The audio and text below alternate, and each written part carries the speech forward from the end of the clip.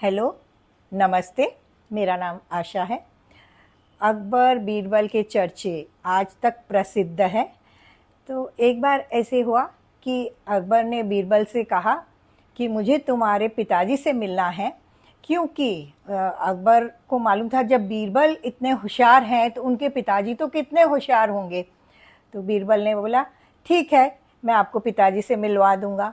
बीरबल घर गए और उन्होंने पिताजी को बोला, अकबर को आपसे मिलना है, लेकिन वो आपसे बहुत सवाल करेंगे, आपको कुछ भी कोई जवाब नहीं देना है, आपको बिल्कुल चुप्पी धारण करके रखना है।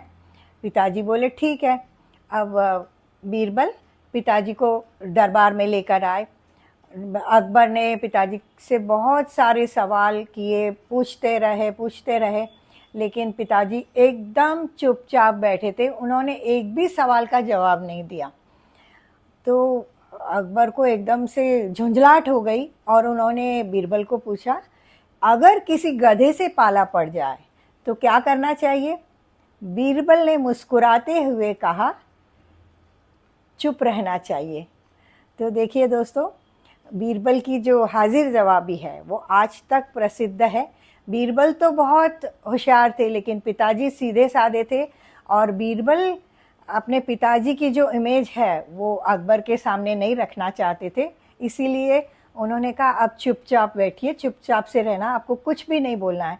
तो कई बार ऐसे होता है कि हम चुप रहते हैं तो उससे बहुत सारे प्रॉब्लम का सॉल्यूशन हो जाता है।